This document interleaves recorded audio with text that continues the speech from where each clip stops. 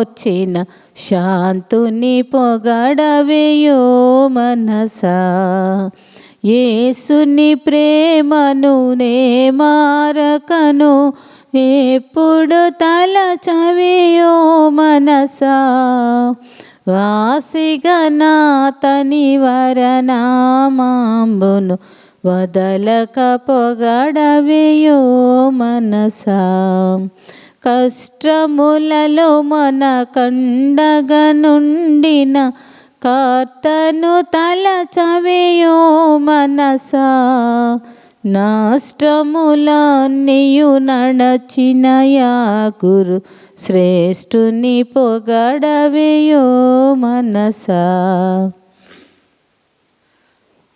మరణ తరిని మన శరణుగా నుండెడు మాన్యుని తలచవేయో మనసా.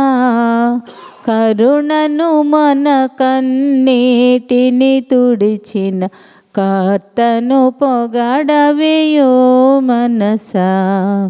యేసుని ప్రేమను నే మారకను నెప్పుడు తలచవేయో మనసా. వాసిగనాతని వరనామాంబును వదలక పొగడవేయో మనసా. ప్రార్థనలు విని ఫలములను సగిన ప్రభునిక తలచవేయో మనసా. వార్ధన గోరుచు శ్రద్ధతో దిద్దిన వంద్యుని పొగడవేయో మనసా. వంచన లేక వరములను సగిన వరదుని తలచవేయో మనసా. కొంచెము కాని కూర్మితో దేవుని కుమారుని పొగడవేయో మనసా. యేసుని ప్రేమను నే మారకను ఎప్పుడు తలచవేయో మనసా. వాసిగనాతని వరనామాంబును వదలక పొగడవేయో మనసా. హల్లెలూయా.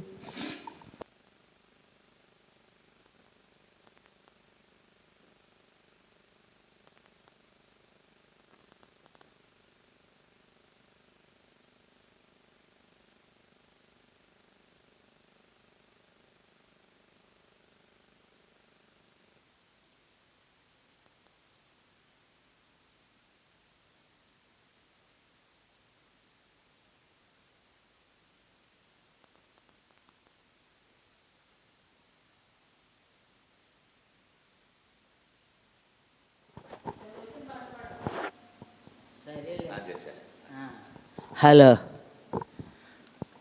తండ్రి దేవ పరిశుద్ధుడ కాపాడయ్య దీవించు వందనాలు నాయన. హలో. ఎంత మధురమో మనకెంతో మధురమో యేసునామమే అతి మాధుర్యం మాధుర్యం. క్రీస్తు నెరుగుటే మనకానందం ఆనందం. ఎంత మధురమో మనకెంతో మధురమో. కుంటివాడు కింటుతో నడసినాడట, కుష్ఠియాది గలవాడు స్వస్థత పడినాడట, మోగవాడు మొద్దుగా మాట్లాడినాడట. ఎంత మధురమో మనకెంతో మధురమో యేసునామమే అతి మాధుర్యం మాధుర్యం. క్రీస్తు నెరుగుటే మనకానందం ఆనందం. ఎంత మధురమో మనకెంతో మధురమో యాయోరే కుమార్తెను బ్రతికించినావట, లాజరును సమాధి నుండి లేపినావట. యాయోరే కుమార్తెను బ్రతికించినావట, లాజరును సమాధి నుండి లేపినావట. దెయ్యములు పిశాచులు ఎల్లగొట్టినావట, అందరిలో ప్రభువు అతి గనుడైనాడట. అందరిలో ప్రభువు అతి గనుడైనాడట. ఎంత మధురమో, మనకెంతో మధురమో యేసునామమే అతి మాధుర్యం, మాధుర్యం. క్రీస్తు నిరుగుటే మనకానందం, ఆనందం. ఎంత మధురమో, మనకెంతో మధురమో. 5 రొట్టెలో 2 చిన్న చేపలన్, 5 రొట్టెలో 2 చిన్న చేపలన్, 5,000 మందికి ఆహారము ఇచ్చినాడట. 12 గంపలు ఇంకను మిగిలినాయట. అందరిలో ప్రభువు అతి ప్రియుడైనాడట. అందరిలో ప్రభువు అతి ప్రియుడైనాడట. ఎంత ఎంత మధురమో, మనకెంతో మధురమో యేసునామమే అతి మాధుర్యం, మాధుర్యం. క్రీస్తు నిరుగుటే మనకానందం, ఆనందం. ఎంత మధురమో, మనకెంతో మధురమో. హల్లెలూయా.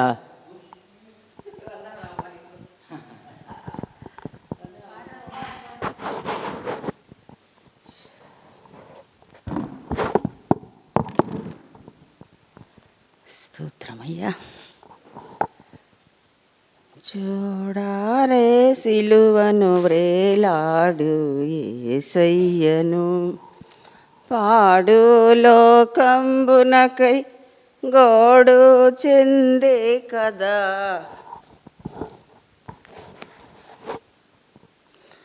పాడు లోకంబునకై గోడు చెందే కదా. తీసుకో మైకు. యేసయ్యను నా చేతులు చేసినట్టి దోషంబులే కదా, నా చేతులు చేసినట్టి దోషంబులే కదా. నా రాజు చేతులలో ఘోరాంపు చీలలు, నా రాజు చేతులలో ఘోరాంపు చీలలు. చూడారే సిలువను వ్రేలాడు యేసయ్యను, దురితాంపు తలపులే పరమగురుని శిరముపై. దురితాంపు తలపులే పరమగురుని శిరముపై. నెనరు లేక మోత్తెనయో ముండ్ల కిరీటమై, నెనరు లేక మోత్తెనయో ముండ్ల కిరీటమై. చూడారే సిలువను వ్రేలాడు యేసయ్యను, పరుగెత్తి పాదములు చేసిన పాపంబులు, పరుగెత్తి పాదములు చేసిన పాపంబులు. పరమరక్షకుని పాదములలో మేకులు, పరమరక్షకుని పాదములలో మేకులు చూడారే సిలువను వ్రేలాడు యేసయ్యను పాపేచ్ఛ తోడగోడు నాదు చెడ్డ పడకలే పాపేచ్ఛ తోడగోడు నాదు చెడ్డ పడకలే పరమ గురుని ప్రక్కలోన బల్లెం పోటులు పరమ గురుని ప్రక్కలోని బల్లెంపు పోటులు చూడారే సిలువను వ్రేలాడు యేసయ్యను పాడు లోకంబునకై గోడు చెందే కదా పాడు లోకంబునకై గోడు చెందే కదా చూడారే సిలువను వ్రేలాడు యేసయ్యను. హల్లెలూయా.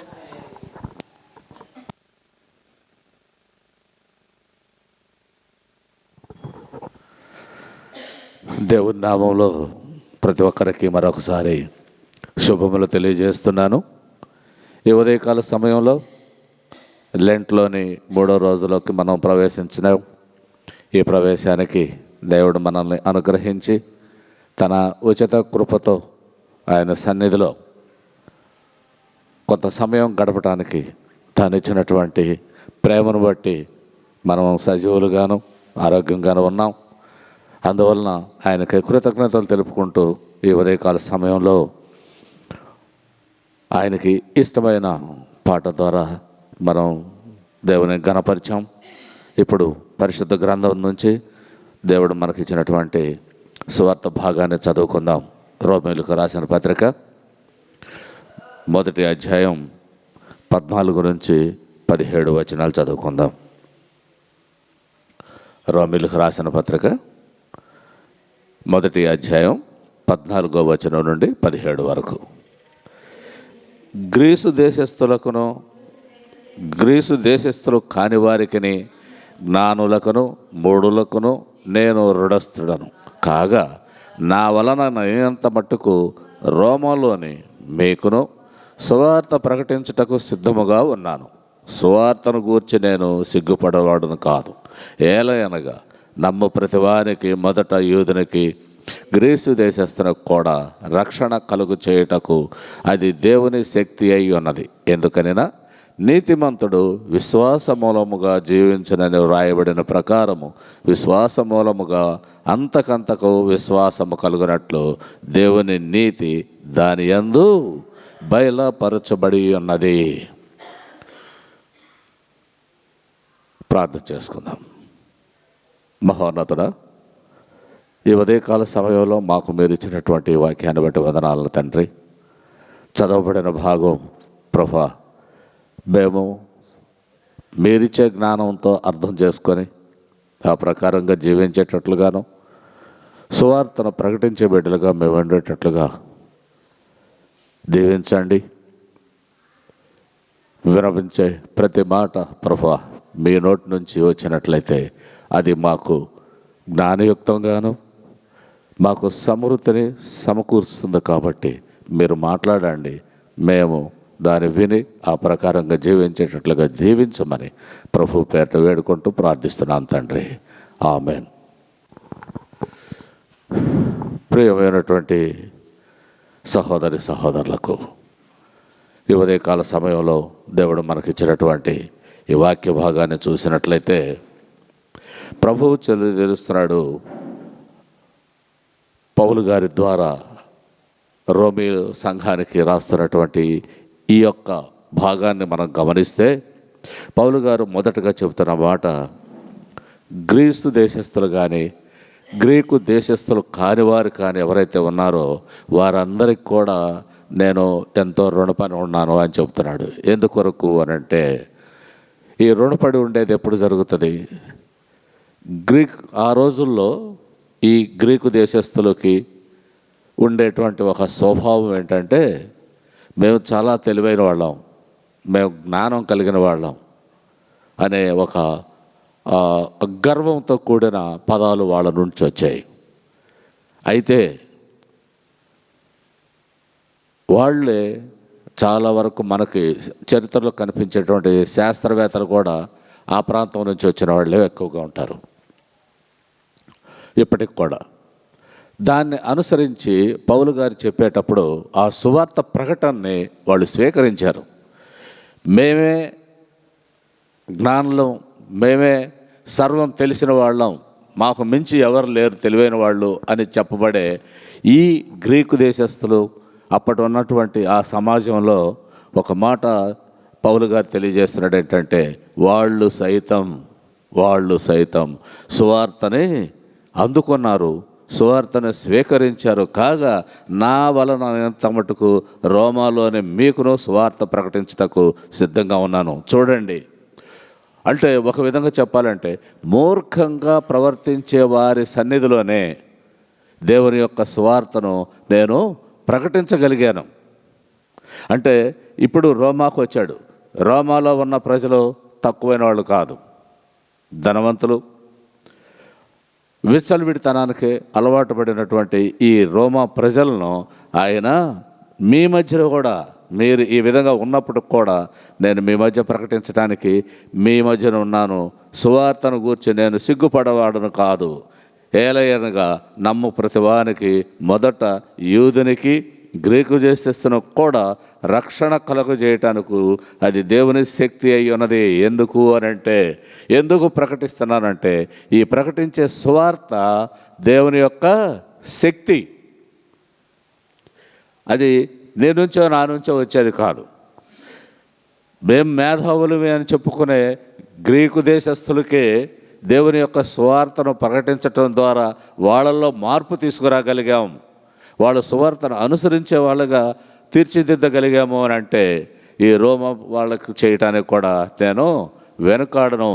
మీ మధ్య ఉండి సువార్త ప్రకటించడానికి నాకు ఎలాంటి అభ్యంతరాలు లేవు, నాకు ఎలాంటి ఆక్షేపణలు లేవు. నేను మీ మధ్య కూడా ఉండి సువార్తను ప్రకటిస్తా.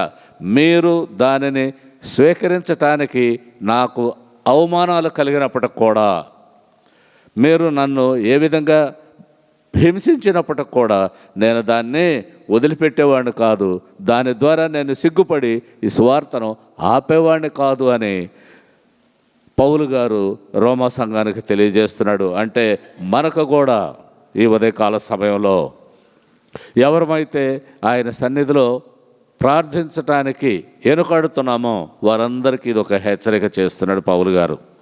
ప్రతి ఒక్కరికి సువార్త ప్రకటించడానికి నాకైతే ఎలాంటి అభ్యంతరం లేదు. దాని ద్వారా మీరు ఏదన్నా అభ్యంతరపడితే నేను సిగ్గుపడేవాడిని కాదు, దాన్ని కొనసాగించేవాడిని అని ఈ ఉదయకాల సమయంలో తెలియజేస్తున్నాడు.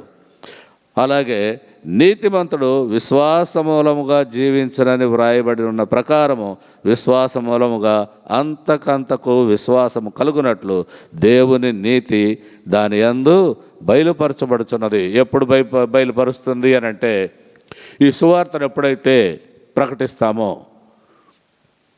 ఈ సువార్త ద్వారా జనం ఏమవుతారు? నమ్ముతారు. ఈ నమ్మటం ద్వారా ఏమవుతుంది? ఎవరైనా జీవించాలి అని అంటే విశ్వాస మూలంగా మాత్రమే జీవించగలరు. ఈ లోకంలో జీవిస్తాం, అది కొంత సమయం. ఈ కొంత సమయం అయిపోయిన తర్వాత ఏమవుతాం? తిరిగి ఆయన సన్నిధికి చేరతాం. ఆ సన్నిధి చేరేటప్పుడు ఆయన దగ్గర ఉంటామా, సాతాను దగ్గర ఉంటామా? ఇది నిర్ణయించుకునే బాధ్యత మనదే. ఆ యొక్క విధానాన్ని మనకే అప్పచెప్పాడు. అయితే నీతిమంతుడు విశ్వాసమూలముగా జీవిస్తాడు. ఎవరైతే నీతిగా ప్రవర్తిస్తారో, నీతి అనేది ఎక్కడి నుంచి వచ్చింది? దేవుని సన్నిధి నుంచి వచ్చింది. ఆయన సువార్తను అంగీకరించటం ద్వారా వచ్చింది. ఆయన్ని రక్షకుడుగా విశ్వసించటం ద్వారా వచ్చింది. అప్పుడు మనమేమని పిలుచబడతాం? నీతిమంతుడు అని పిలువబడతాం. ఈ నీతిమంతులు ఎక్కడుంటారు అంటే, విశ్వాస మూలంగా అతను అయిన నీతిమంతుడు దేవుని సన్నిధిలో ఉంటాడు. అలాంటి విశ్వాసము కలుగునట్లుగా దేవుడు మనకు అనుగ్రహించినటువంటి ఈ అనుగ్రహాన్ని మనం పొందుకొని ఆయన సన్నిధిలో జీవించే వరంగా ఉండాలి అని పౌలు గారు తెలియజేస్తున్నాడు. రోమావారు ఆ పరిస్థితుల్లో ఎంతో ధనవంతులం కాబట్టి ఒకరి మాట వినే పరిస్థితి కాదు వాళ్ళది. అలాంటి వాళ్ళని ఆయన తన యొక్క సువార్త ప్రకటించడం ద్వారా విశ్వాసులుగా మారుస్తున్నాడు.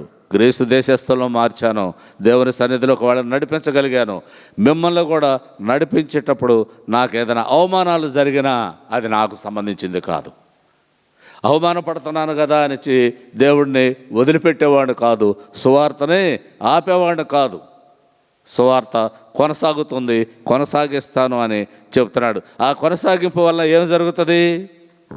విశ్వాసులు పెరుగుతారు, దేవుని నమ్ముకున్న వాళ్ళు పెరుగుతారు.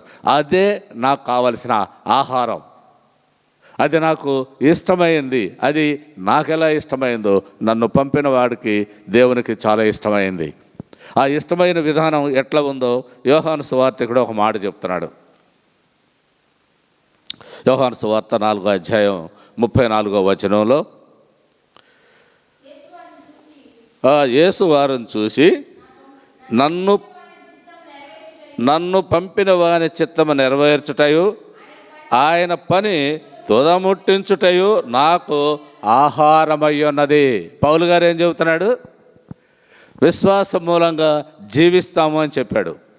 ఆ జీవం ఎలాంటిదో యేసుక్రీస్తు ప్రభువారు స్వయంగా శిష్యులతో చెప్తున్నాడు. ఏమని చెప్పాడమ్మా? ఏమని చెప్పాడు? ఆయన నన్ను పంపిన వాని చిత్తము నెరవేర్చుట. ఈ లోకానికి మనల్ని ఎందుకు పంపించాడు? ఆయన మీద విశ్వాసంతో జీవించాలి. ఆయన ఎప్పుడైతే నమ్ముతామో ఆ నమ్మిక వలన ఏం జరుగుతుందంట? ఈ లోక సంబంధమైన ఆహారం వల్ల నేను బ్రతకను, కానీ దేవుడిచ్చినటువంటి ఆహారంతో నేను బ్రతుకుతాను అని తెలియజేస్తున్నాడు. నన్ను పంపిన వారిని చిత్తము నెరవేర్చుటయు ఆయన పని తుదముట్టించుటయు నాకు ఆహారం అయి ఉన్నది. ఆయన పని చేయటానికి ఇక్కడికి ఈ లోకానికి యేసుక్రీస్తు ప్రభువారు పంపబడ్డాడు. ఆయన పని ఏంటి? దేవుని గురించిన ఉత్తమమైనటువంటి సువార్తను మనకు అందించటం. ఆయన స్వయంగా దేవుని యొక్క కుమారుడు అయ్యుండి సువార్థికుడుగా మన మధ్యకు వచ్చి మన రక్తం ఎట్లా అయితే రక్త మాంసాలు కలిగిన వారుగా ఉన్నామో అదే ప్రభువారు ఉండి మనల్ని నడిపించి ఆయన మార్గం, ఏ మార్గం? జీవాహారపు మార్గంలోకి ఆయన ఉండటమే కాకుండా మాదిరిగా ఉండి మనకి చూపించాడు. ఇక్కడ అదే మాట చెప్తున్నాడు. ఈ లోక సంబంధమైన ఆహారం తినడం వలన జరిగేదేమీ లేదు, కానీ దేవుడు పంపించినటువంటి ఆదేశానుసారంగా మనం ఎప్పుడైతే ఆయన అనుసరిస్తామో, జీవిస్తామో అది ఆహారం, అదే జీవాహారము. అది ఆయన పని నాకు ఏదైతే అప్పచెప్పాడో ఆ పనిని తుదముట్టించటమే, పూర్తి చేయటమే నా యొక్క ఆహారం అని చెప్పేసి ప్రభువారు తెలియజేస్తుంటే, ఈ ఆహారమే కాదు, మనం బ్రతకాలి అని అంటే మరొక విషయాన్ని కొంచెం వెనక్కి వెళ్తే హబక్కు గారి ద్వారా తెలియజేస్తాడు.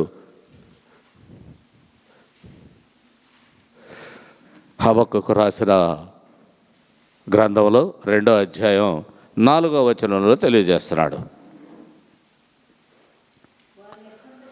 వారు యథార్థపరులు కాక తమలో తాము అతిశయపడుదురు, అయితే నీతిమంతుడు విశ్వాసము మూలముగా బ్రతుకును. ఏమ్మా, విశ్వాసము లేనివాడు ఏం చేస్తాడు? నేనే సర్వం, నేనే అన్ని తెలిసిన వాడిని, నేనే జ్ఞాన్ని అని తాను గర్వపడుతూ ఉంటే హబక్కు గారు ఒక మాట చెప్తున్నాడు. అవన్నీ సరైనవి కాదు. వారు యథార్థవంతులు కాక తమలో తాము అతిశయపడతారు. మేము చాలా తెలిసిన వాళ్ళు అని గర్వపడతారు. ఆ గర్వం పడటం వలన ఉపయోగం లేదు. అయితే నీతిమంతుడు విశ్వాసమూలముగా బ్రతుకును. ఎప్పుడైతే నీతిమంతుడు అనబడ్డామో, ఇందాక చెప్పుకున్నాం, సువార్థికుడుగాను, దేవుని మాటను నమ్మేవాడుగాను, దేవుణ్ణి రక్షకుడుగా అంగీకరించిన వారు ఎవరైతే ఉంటారో వాళ్ళు నీతిమంతులు. ఈ నీతిమంతులు ఎలా బ్రతుకుతారు అంటే ఈ లోక సంబంధమైన ఆహారం తినడం వల్ల కాదు, దేవుని యందు విశ్వాసం ఉంచడం వల్ల బ్రతుకుతారు. అంటే అక్కడ అర్థం ఈ లోక సంబంధమైన మరణం సాధ్యం, అది ప్రతి ఒక్కరికి సంభవించేదే. కానీ శాశ్వత జీవం కలిగినది దేవుని యొక్క సన్నిధి మాత్రమే. ఆ సన్నిధిలో మనము మన సంపూర్ణమైన ఆహారంతో జీవించాలి అని అంటే విశ్వాసం ప్రధానమైంది. ఈ విశ్వాసానికి మనం పాత్రలు అయ్యే విధంగా ఉండాలి అని ఇక్కడ హబక్కు గారు తెలియజేస్తూ కొలస్సీలకు రాసిన పత్రికలో ఒక మాట ఏం చెప్తున్నారు అంటే, కొలస్సీలకు రాసిన పత్రిక 1వ అధ్యాయం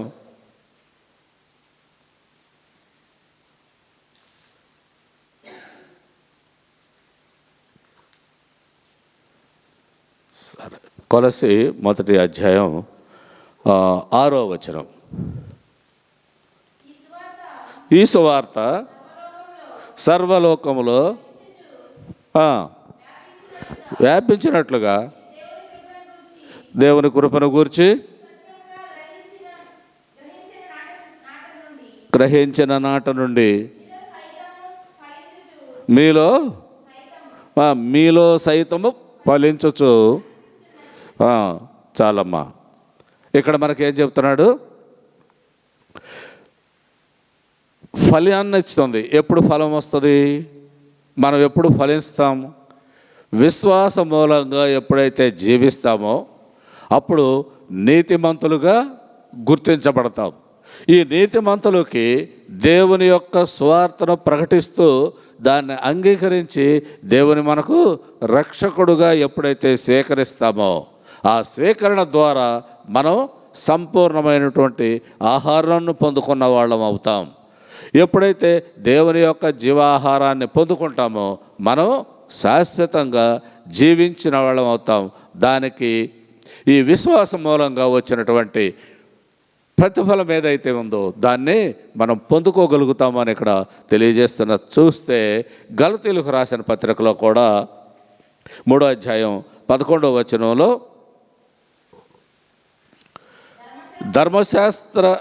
ధర్మశాస్త్రం చేత ఎవడనో దేవుని ఎదుట నీతిమంతుడని తీర్చబడిన సంగతి నష్టమే. ఏమనగా నీతిమంతుడు విశ్వాస మూలంగా మాత్రమే జీవిస్తాడు. ఇక్కడ ఒక స్పష్టతను ఇస్తున్నాడు. ధర్మశాస్త్రము చేత ఎవడనో అంటే మనకి మోషే గారి ద్వారా ధర్మశాస్త్రాన్ని ఇవ్వడం జరిగింది. మొదటి 5 గ్రంథాలని మనం ఈ ప్రపంచం అంతా కూడా ధర్మశాస్త్రంగా స్వీకరిస్తుంది. యూదులు ఇంకా ఎక్కువగా దాన్ని ప్రాధాన్యత ఇస్తారు. దాని ద్వారానే ముందుకు పయనించాలని చూస్తారు. అయితే ఇక్కడ పౌలు గారు చెబుతున్న మాట ఏంటంటే, ఓకే మీరు దాన్ని అనుసరిస్తున్నారు, కరెక్టే, కానీ ధర్మశాస్త్రము చేత ఎవడనో దేవుని ఎదుట నీతిమంతుడని తీర్చబడడన్న సంగతి మీకు తెలుసు. ధర్మశాస్త్రం ఏంటి? ఆచారాన్ని తెలియజేస్తుంది. విశ్వాసం ఏం చేస్తుంది? దేవుని సన్నిధికి నడిపిస్తుంది. అందుకోసమే పౌలు గారు చెప్తున్నాడు గలతీ సంఘానికి, ఈరోజు మనకు కూడా చెప్తున్నాడు, ఓకే నువ్వు బైబిల్ చదువుతున్నావు, బైబిల్ క్షుణ్ణంగా నీకు వచ్చు, 10 ఆజ్ఞలను పాటిస్తున్నావు, అంతటితో అయిపోలేదు. ధర్మశాస్త్రాన్ని అనుసరించి నువ్వు జీవించటం అంత మాత్రంతోనే అయిపోలేదు. అది ఆచారం. ఆచారాన్ని ఆచరణగా మార్చాలి. ఆచరణగా ఎప్పుడు మారుస్తాం?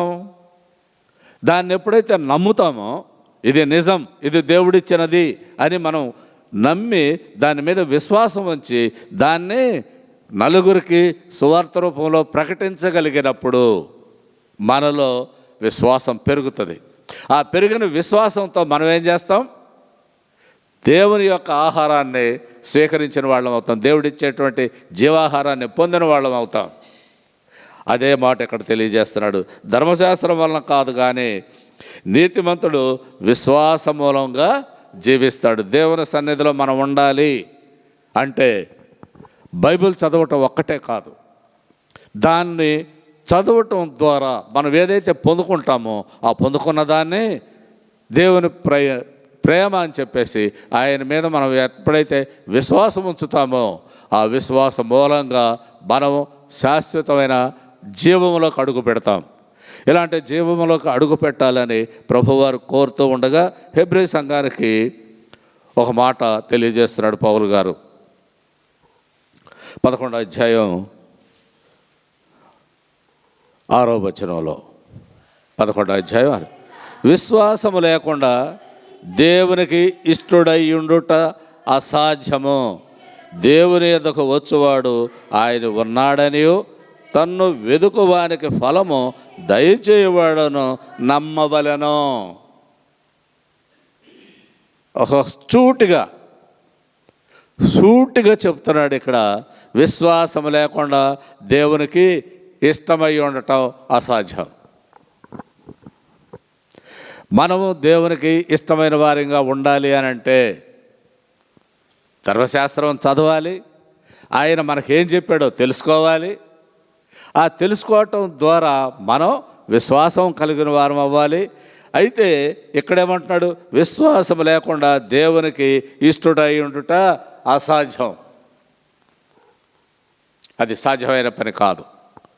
విశ్వాసం ప్రధానమైనటువంటి ఆయుధం ప్రతి క్రైస్తవుడికి, ప్రతి అన్యుడికి. మొదటే చెప్పాడు, గ్రీకు దేశస్తులేమి ఇతర దేశస్తులైతేనేమి వాళ్ళల్లో నేను మార్పు తీసుకురాగలిగానని పౌలు గారు చెప్తూ ఉండా ఇప్పుడు ఒక పూర్తి విషయాన్ని మనకు తెలియజేస్తున్నాడు. దానికి కారణం విశ్వాసం. ధర్మశాస్త్రం ప్రధానమైంది, ఆచరించదగింది, కానీ దాని ద్వారా మీరు నీతిమంతులు కాలేరు. దేవుణ్ణి విశ్వసించి ఆయన సన్నిధిలో ఉండటం ద్వారా మాత్రమే మీరు విశ్వాసాలు అవుతారు. విశ్వాసం లేకుండా దేవుడికి ఇష్టమైన వాళ్ళుగా ఉంటాం, అది అసాధ్యం, సాధ్యమయ్యే పని కాదు. దేవుని యొద్దకు వచ్చేవాడు ఆయన ఉన్నాడు అనియు. మనం చెప్పాల్సిన పదం ఏంటి అంట? దేవుని సన్నిధికి వచ్చేటప్పుడు ఆయన ఉన్నాడు కాబట్టి విశ్వాసంతో నేను ఆయన దగ్గరికి వస్తున్నా అంటే, పిలిచారు కదా మా వాళ్ళే. ఇప్పుడు అది ఏమంటాం? ఒక పెళ్ళి జరుగుతూ ఉంటుంది, మనం ఏం చేస్తాం? ఆహ్వానం పంపిస్తే పోకపోతే బాగుండదులే అనుకుంటాం, ఇష్టం ఉన్నా లేకపోయినా కదా. ఇష్టం ఉన్నా లేకపోయినా ఆడికి పెళ్లి కార్డు ఇచ్చారు, ఆహ్వానం ఉంది కాబట్టి పోయిస్తే పోలా అని అనుకుంటాం. అయితే ధర్మశాస్త్రం చదివిన వాడికి నాకు తెలుసులే అనుకుంటాడు. ప్రభు ఏం చెప్తున్నాడు? నీకు తెలుసు, తెలిసిన దాన్ని ఆచరణలో పెట్టాలి. ఆ ఆచరణ ఏమవుతుంది? విశ్వాసం అవుతుంది. ఆ విశ్వాసంతో నా దగ్గరకు వస్తే అప్పుడే మీకు జీవాహారం లభిస్తుంది. దేవుని యొద్దకు వచ్చేవాడు ఆయన ఉన్నాడని నమ్మి తన్ను వెదుకువానికి ఫలము దయచేయవాడనని నమ్మవలెను. ఆయన్ని వెతకటమే కాదు, ఆయన మనకు అన్నీ ఇస్తాడు, ఆయనే సర్వం ఇచ్చేవాడు అని ఎప్పుడైతే ఆయన మీద నమ్మకం ఉంచి విశ్వసిస్తామో ఆ విశ్వాసానికి ప్రతిఫలం ఏంటి? జీవాహారం. ఆయన సన్నిధిలో మనం శాశ్వతంగా ఉండటానికి ఆయన ఇచ్చేటువంటి ఒక మార్గం, ఆయన ఇచ్చేటువంటి మనకి ఫలం అది.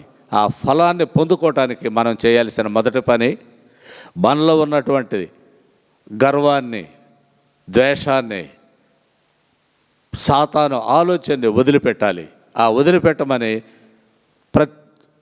ప్రతి ఒక్క సందర్భంలో ఈ యొక్క 40 రోజులు 40 మెట్లు ఎక్కడంలో ఒక్కొక్క రోజు ఒక్కొక్క మెట్టుగా ఎక్కేటప్పుడు వీటిని వదులుకుంటూ కొత్తగా చిగురించే బిడ్డలుగా మనం ఉండాలని దేవుడు ఆశపడుతున్నాడు. దానికోసమే మీరు ఎప్పుడైతే విశ్వాసం ఉంచుతారో ఈ ఆశ అంతా నెరవేరుస్తాను. నమ్మకంతో నా దగ్గరికి రండి, ఆచారంతో కాదు, నమ్మకంతో రండి. మీ నమ్మకానికి తగిన ఫలితం ఇస్తా. ఒకవేళ నమ్మకపోతే ఏం మాట్లాడుతున్నాడో అది కూడా ఒక మాట అని ఈరోజు ముగించుకునే ప్రయత్నం చేద్దాం. సామెతల గ్రంథంలోకి వెళ్దాం. ఒకవేళ నమ్మకం లేకపోతే, దేవుని విశ్వసించకపోతే ఆయన చెప్పే మాట అనే మాట ఏముందో ఒకసారి గమనిద్దాం. సామెతల గ్రంథం 1వ అధ్యాయం 22వ వచనంలో చెబుతున్నాడు. ఎట్లనగా జ్ఞానము లేని వారలారా, మీరెన్నాళ్ళు జ్ఞానము లేని వారిగా ఉండకూడదురు. అపహాసకులారా, మీరెన్నాళ్ళు అపహాస్యం చేయుచు ఆనందింతురు. బుద్ధిహీనులారా, మీరెన్నాళ్ళు జ్ఞానమును అసహించుకొందురు. చూడండి, విశ్వాసంతో ఉన్న వాళ్ళకి ఆయన ఇచ్చిన ఫలం ఏంటి? విశ్వాసులుగా ఆయన సన్నిధికి వచ్చిన వాళ్ళకి జీవాహారం ఇచ్చి ఆయన సన్నిధిలో నేను నిలుపుకుంటాను, మీరు నా బిడ్డలు, నా దగ్గరికి వచ్చిన వాళ్ళు, నన్ను విశ్వసించిన వాళ్ళు అని చెబుతూ ఈయన చాలా ఘాటుగా చెప్పిన మాట ఏంటంటే అవిశ్వాసులకు తెలియజేస్తున్నాడు. అవిశ్వాసులకు ఆయన చెప్పిన మాట ఏంది? జ్ఞానము లేనివారా. ఒక మాట మీరు మనం జనరల్గా వాడతాం, చెప్పిన మాట వినకపోయినా తన దారుల్లో తను పోతుంటే ఏమవుతాడు? వీడు తెలివి లేనివాడు అంటాం. జ్ఞానం లేని వారులారా. ఆ తర్వాత మీరు ఎన్నాళ్ళు జ్ఞానం లేని వారుగా ఉండకూడదురు. చూడండి, చూటి ప్రశ్న. ఎన్నాళ్ళకి ఎట్లానే ఉంటారా? నేను సహిస్తున్నాను కదా అని మీరు అట్లాగే ఉంటే మీ బ్రతుకేంటి? నేను సహించినంతకాలం మీరు మీ బ్రతుకులు మీరు బ్రతుకుతున్నట్టుగా ఉంటారు. కానీ నా కోపం వచ్చిన రోజు యోనాను పంపిస్తాడు కదా, ఏమని చెప్పి పంపించాడు? 40 రోజుల్లో మీ మొత్తం నాశనం చేస్తున్నాను, ఆ మాట చెప్పినప్పు అన్నాడు. అయ్యా నేను ఆ మాటలు చెప్పలేను, నేను పోను అన్నాడు. అయినా సరే దేవుడు అతన్ని అక్కడ పంపించి వాళ్ళు తెలియజేసినప్పుడు వాళ్ళు ఏం చేశారు? అప్పటి వరకు మూర్ఖంగాను, అప్పటి వరకు అవేధేయులుగా ఉన్న వాళ్ళందరూ కూడా ఆ సమయంలో వాళ్ళని యొక్క మార్పు చేసుకొని దేవుని ప్రార్థించారు. బూడిద పూసుకొని పశువులతో సహా ఉపవాసం ఉండి అవి సాధించిన ఘనత ఏంటంటే దేవుడు తన మాటను వాపసు తీసుకున్నాడు. అందుకొరకే ఇక్కడ అంటున్నాడు, మూర్ఖులారా, తెలివిలేని వాళ్ళారా, ఎన్నాళ్ళకి ఎట్లా ఉంటారు? ఎప్పటికైనా స్వార్థను స్వీకరించండి, దాని ద్వారా మీరు నడవండి. మీరెన్నాళ్ళు అపహాస్యం చేస్తూ ఆనందించరు. బుద్ధిహీనులారా, మీరెన్నాళ్ళు జ్ఞానమును అసహించుకుందరు. నా గద్దింపు విని తిరుగుడి. నేను ఇప్పటికే చెబుతున్నాను, కోపం తెచ్చేదాకా తీసుకురావద్దు. మీలో మార్పు తీసుకురండి, నన్ను విశ్వసించండి, రక్షకుడుగా నన్ను అంగీకరించండి అని ఇప్పటి వరకు పౌలు గారు చెప్పిన మాటలను మనం జ్ఞాపకం చేసుకున్నట్లయితే సొలొమోను మహారాజు చెప్తున్నటువంటి ఈ సామెతను మనం దూరపరుచుకున్న వాళ్ళం అవుతాం. ఆయన ద్వారా మనం మూర్ఖులు, తెలివిలేని వాళ్ళు, అజ్ఞానులు అనిపించుకోవడం అది శ్రేయస్కరమైన పదాలు కాదు. దేవుని ద్వారా ఆ మాటలు మనం విన్నాము అని అంటే మనం ఆయనకి దూరస్తులం అయిపోతాం. దూరస్తులం అయిపోతే ఈ లోకంలో సంతోషంగా ఉంటామేమో, కానీ ఇక్కడ గతించి అక్కడికి చేరినప్పుడు సాతాను తీసుకెళ్ళి తన మండుతున్నటువంటి అగ్నిలో పడేసినప్పుడు మన పరిస్థితి ఏంటి? మనం ఏ స్థితిలో ఉంటాం? ఒక్కసారి గుర్తు చేసుకొని మనకు సువార్తికులు ఇచ్చినటువంటి సందేశాన్ని, పౌలు గారు, మరి ముఖ్యంగా పౌలు గారు ఇచ్చినటువంటి సందేశాన్ని మనం అర్థం చేసుకొని ఆ ప్రకారంగా జీవించటంలో ఈరోజు 3వ విషయంగా విశ్వాసానికి తగిన ఫలమేముంది, ప్రతిఫలము దానికి వ్యతిరేకంగా ఉన్నది ఏముందో రెండింటి గురించి మనం తెలుసుకున్నాం. ఆయన ద్వారా మూర్ఖులు, పనికిరాని వారు, అజ్ఞానులు అనిపించుకుంటే అది ఈ లోకానికి చెల్లితే తప్ప దేవుని సన్నిధిలో ప్రవేశించటానికి మనకది ఉపయోగకరమైనది కాదు. ఆ మాట దేవుడి ద్వారా అనిపించుకోకుండా అది సమాజంలోనూ కరెక్ట్ కాదు, దేవుని సన్నిధిలోనూ కాదు. అయితే దేవుని సన్నిధిలో మనం ఉండటానికి ఏం చేయాలంట? ఆయనే రక్షకుడు అని ఎప్పుడైతే అంగీకరిస్తామో, ఆ అంగీకారం ఎట్లా ఉండాలి అని అంటే విశ్వాసంతో ఉండాలి. పూర్ణ విశ్వాసంతో ఆయన ఎప్పుడైతే నమ్ముతామో ఆయన మనకిచ్చే ఫలం ఆయన సన్నిధికి నడిపించటం. అలాంటి నడిపింపు ఈరోజు మనం తెలుసుకున్నటువంటి ఈ విషయాన్ని మనం క్షుణ్ణంగా మనలో నింపుకొని మనం ఆ ప్రకారంగా జీవించటానికి దేవుని సన్నిధిని ఒక ప్రమాణం చేసుకోవాలి.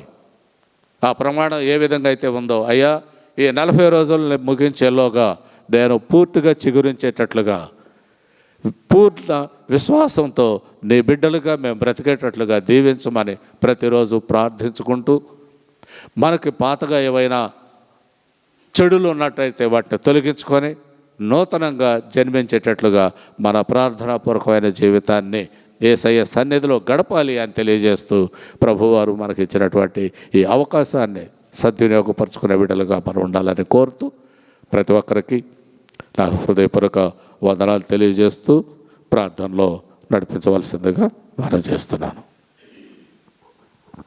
ప్రార్థన చేసుకుందాం.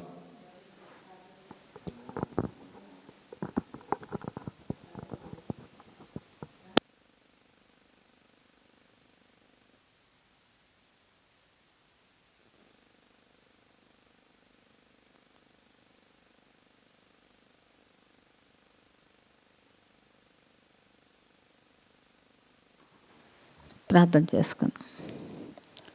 స్తోత్రం స్తోత్రం స్తోత్రం స్తోత్రం స్తోత్రం నాయన. స్తుతులపైన ఆసీనుడా, స్తుతి పాత్రుడా, మా రక్షణకర్త, మా యేసయ్య, నీకు లెక్కలేని వందనాలు వందనాలు వందనాలు నా తండ్రి. దయగల దేవుడు నా తండ్రి, ఓర్పు సహనం కలిగి ఉన్నప్పుడు నా తండ్రి మీ ఆశీర్వాదం ఏ రీతిగా వస్తుందో బయలుపరిచిన దేవుడు అయ్యానైతే రాత్రంతా కాపాడి సంరక్షించి సజీవ లెక్కలో ఉంచి ఇదిగో ఈ ఉదయ కాలము మీ సమక్షంలో గడపటానికి మీరు మాకు ఇచ్చిన కృపను బట్టి మీకు కృతజ్ఞతలు తెలుపుకుంటున్నాను. 3వ దినం 3వ మెట్టు మీదకు మమ్మల్ని చేర్చిన దేవా నీకు స్తోత్రం నా తండ్రి. సమయాన్ని సద్వినియోగపరచుకోవటానికి బిడ్డలను నడిపించిన విధానాన్ని బట్టి మీకు వందనాలు నా దేవా. యేసయ్య, సమస్తము చూచుచున్న దేవుడు నా తండ్రి. అయ్యా, మొదటి దినము నా తండ్రి 3 బిడ్డలు వచ్చారు, నీకు వందనాలు నా ప్రభా. 2వ దినం 5 బిడ్డలు వచ్చారు, నీకు వందనాలు నా తండ్రి. ఈ దినముందు నా ప్రభా కొంతమంది బిడ్డలు మీరు నడిపించినందుకు నీకు వందనాలు నా తండ్రి. మేము సహనంతో ఓర్పుతో మీ సమక్షంలో అడిగినప్పుడు దినదినము ఈ రీతిగా నా తండ్రి మీరు నడిపిస్తున్న బిడ్డలను బట్టి మీకు వందనాలు నా దేవ. అయ్యా, ఎంతైనా మీకు మేము రుణగ్రస్తులమునైనా, ఏమి ఇచ్చినా మీ రుణం మేము తీర్చుకోలేము నా తండ్రి. గొప్ప కనికర సంపన్నుడు, ఏ విధంగా మీరు ఆశీర్వాదాల దీవెనలు కుమ్మరించబోతున్నారు, వాక్యం ద్వారా మీరు మాట్లాడిన విధానాన్ని బట్టి మీకు వందనాలు. విశ్వాసము లేకుండా జీవించటం నా తండ్రి జీవితం వ్యర్థము నాయన. ఈ లోకమైన ఆహారము సువార్తగా మీరు తెలియజేశారు నా తండ్రి. రోజునే తండ్రి మేము తినే ఆహారము శరీరానికి అది అశుద్ధమయ్యి నాయన బహిర్భూమిలో విడవబడుతుంది నా ప్రభా. ఇదిగో ఈ వాక్యాహారం సమృద్ధిగా మా ఆత్మలు బలపరచుకోవటానికి సిద్ధపడటానికి మీరు మాకు ఇచ్చిన ఈ కృపను బట్టి, ఈ భాగ్యాన్ని బట్టి, ఈ ధన్యతను బట్టి నా దేవ మీకు లెక్కలేనన్ని కృతజ్ఞతలు తెలుపుకుంటున్నాం నా దేవ. నీకు వందనాలయ్యా నా దేవా. నా తండ్రి నువ్వు గొప్ప దేవుడు నాయన. శ్రమల కాలాలు మొదలయ్యి 3వ దినములో 3వ మెట్టు మీద ఉన్నాము. ఈ 2 దినాలు నా తండ్రి గడిచిన దినాలు ఏ రీతిగా నా తండ్రి మీ సమక్షంలో మేము ఉండగలిగాము, అదే రీతిగా గడిచే దినాలన్నీ కూడా నడిపింపు దయచేయండి ప్రభా. ఆత్మలో శక్తిని దయచేయండి ప్రభా. లోకం వైపు, పాపం వైపు, శాపం వైపు చూడకుండా నిత్యదేవ మా కొరకు మీరు పడ్డ శ్రమ వైపు చూసి, మీరు మా కొరకు తగ్గించుకున్న విధానాన్ని చూసి, మీరు మా కొరకు రక్తం కార్చిన విధానాన్ని మీరు నెమర వేసుకుంటున్నా తండ్రి. అది ఆచార క్రమంగా కాకుండా ఆత్మీయ స్థితిని బలపరుచుకునే స్థితిలో ఉండటానికి మాకు సహాయం చేయండి ప్రభా. సమస్తం ఎరుగున్న యేసయ్య నీకు వందనాలు. ఏ కుటుంబంలో ఏ శోధన ఉందో, ఏ బాధ ఉందో, ఏ సంతోషం ఉందో సమస్తం మీకు తెలుసు నాయన యేసయ్య. ఎందుకంటే మనుషులు ప్రక్కవారం గ్రహించగలము, కానీ నా తండ్రి మీ కనుదృష్టి లోకమంతా సంచారం చేస్తుంది కాబట్టి ప్రతి కుటుంబాన్ని మీరు చూస్తున్న దేవుడై ఉన్నారు. ఏ బిడ్డ మీ సమక్షంలో గోజాడుతుందో కుటుంబం కొరకు, బిడ్డల కొరకు, భర్తల కొరకు ప్రతి ఒక్క ప్రార్థన విజ్ఞాపన మీ సమక్షానికి చేర్చుకోండి. ఉదయకాల ప్రార్థన ఎంతో ఆశీర్వాదకరం, దీవెనకరం నాయన. ఈ పగటి పూట ఆ ఆశీర్వాదం దీవెనంతా మీరు మాకు ఇస్తారు. ఎక్కడికి వెళుతున్నా మీరు మాకు తోడుగా నడిపిస్తారు నా ప్రభా. అయ్యా, బిడ్డలు నా తండ్రి ఎగ్జామ్స్ కొరకు సిద్ధపడుచున్నారు నా తండ్రి. వారికి కావలసిన మంచి తెలివిని, జ్ఞానాన్ని, ఆరోగ్యాన్ని, ఆయుష్కాల బలాన్ని నాయన మీరు దయచేసే దేవుడై ఉన్నారు నా తండ్రి. జ్ఞానమైన యేసయ్య బిడ్డలకు కావాల్సిన మంచి సమయోచితమైన జ్ఞానం ఇచ్చి ఎగ్జామ్స్ సజావుగా రాయటానికి మీ కృప దయచేయండి యేసయ్య. ఇదిగో చంటి బిడ్డలు నాయన స్కూల్కి వెళ్ళి వచ్చే మార్గంలో తోడుగా ఉండి, వాహనాల్లో ప్రయాణం చేసే బిడ్డలకు మీరు తోడుగా తోడుగా ఉండండి. పనులకు నా తండ్రి దూర ప్రాంతాలకి ఆటోలో వెళుతున్నారు, వ్యాపారాలకు వెళుతున్నారు, ఉద్యోగాల కొరకు వెళుతున్నారు, చదువుల కొరకు వెళుతున్నారు. నా తండ్రి ఆ బిడ్డలందరినీ నా తండ్రి తోడుకొని వెళ్ళి క్షేమంగా మళ్ళా గృహాలకు చేర్చి మిమ్మల్ని మహింపరిచేవారుగా ఉంచు నాయన. సాయంకాలపు నా తండ్రి ఇదిగో నాయన దేవాలయంలో జరిగే ప్రార్థనలన్నింటిలో మీరు తోడుగా ఉండండి. ఎక్కడెక్కడైతే సెలవు ధ్యానాలు జరుగుతున్నాయో అక్కడల్లా నా తండ్రి మీ పరిశుద్ధాత్మ శక్తితో నింపి నా తండ్రి ప్రార్థనలు విస్తారంగా జరగాలి, సువార్త విస్తారంగా జరగాలి. ఆ పంట నా తండ్రి మంచి నేలన పడిన విత్తనాలు వలె ఫలింపు దయచేయమని వేడుకుంటున్నాం నా దేవ.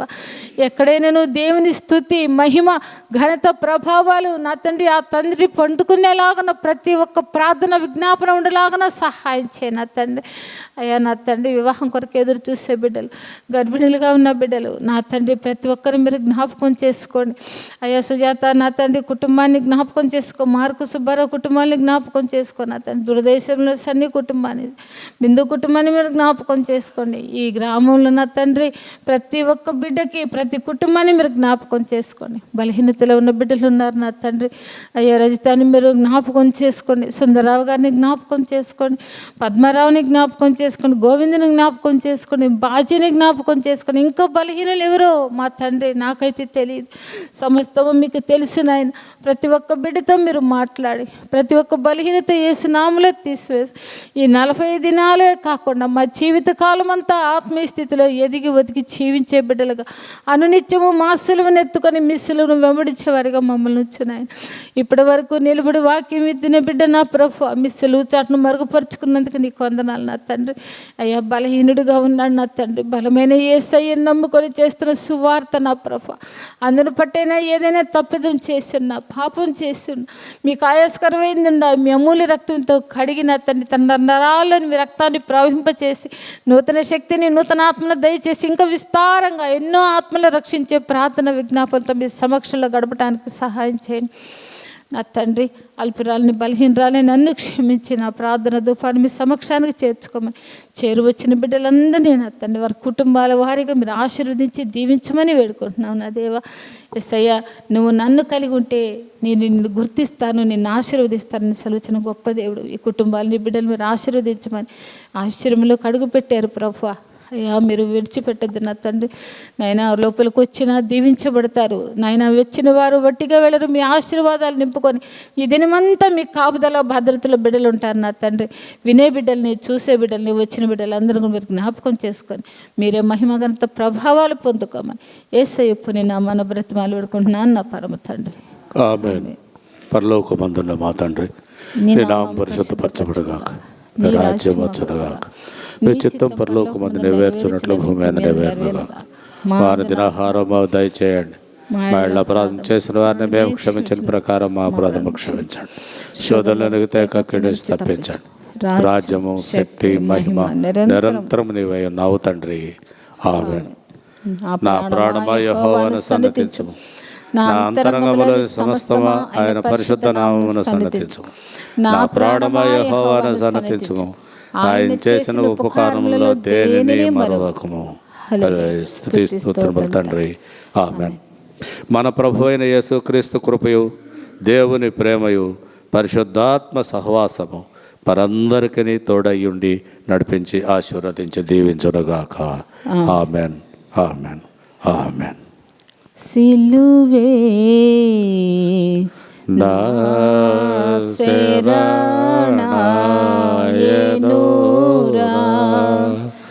నీ సిలువే నా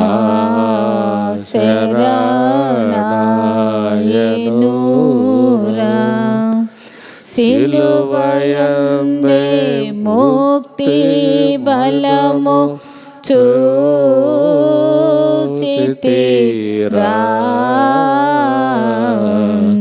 సిలువే నా శరణాయనురా.